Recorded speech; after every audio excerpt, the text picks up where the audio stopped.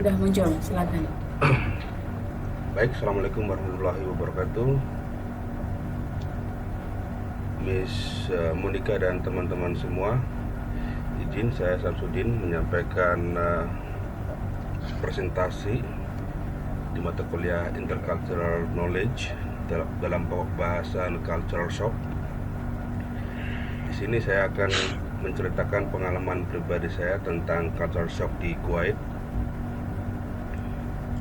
Yang pertama tentang affective culture shock. Ini kita membahas dimensi emosi dan perasaan. Di Indonesia kita terbiasa memanggil orang dengan menyebut, tidak terbiasa dengan memanggil orang dengan menyebut namanya saja secara langsung. Itu dianggap tidak sopan, sehingga kita harus menambahkan kata bapak, pak, atau mas dan sejenisnya sebelum menyebut nama orangnya. Nah, sementara seringkali saya di Kuwait, saya merasa janggal dan tidak nyaman ketika harus memanggil orang yang lebih tua dengan namanya saja. Dalam beberapa kesempatan saya sering diingatkan untuk memanggil namanya saja. Call me Ahmad without Mister. Seringkali ini terjadi pada saya.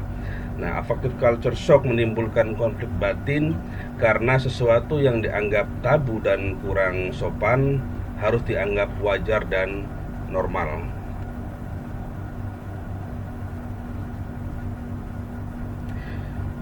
Nah, selanjutnya ini tentang behavioral culture shock. Ini adalah dimensi perilaku.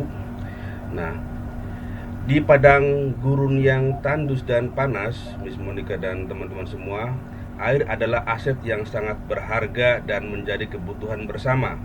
Setiap orang berhak untuk mendapatkan air saat bekerja di lapangan. Namun, ada aturan yang tidak tertulis, boleh minum air, tapi jangan sampai menyentuh bibir botolnya. Nah, budaya tersebut telah menimbulkan shock tersendiri yang mempengaruhi perilaku saya dalam melihat air. Sekarang saya selalu menghemat air, berbagi dengan yang membutuhkan, dan sudah berlatih minum air tanpa menyentuh bibir botol. Ini pada awalnya sangat susah sekali, Miss Monica. Kita bisa tersedak kalau tidak terbiasa, namun pada akhirnya hal itu bisa diatasi dengan latihan terus-menerus. Selanjutnya adalah cognitive culture shock. Ini adalah dimensi pola pikir dan persepsi. Di budaya Arab di sini, Miss Monik dan teman-teman semua, wanita ditempatkan sebagai makhluk yang tak tersentuh sama sekali, secara literally. Hal ini merupakan bentuk penghormatan pada kaum wanita. Budaya ini menimbulkan shock secara kognitif yang merubah cara pandang dan norma hidup untuk saling membantu sesama tidak lagi berlaku. Budaya timur yang biasa kita menawarkan, bisa saya bantuin atau boleh saya bawain, ketika melihat emak-emak bawa belanjaan ke mobil, ini sudah tidak bisa diterapkan lagi di sini karena dianggap itu tidak sopan seperti itu.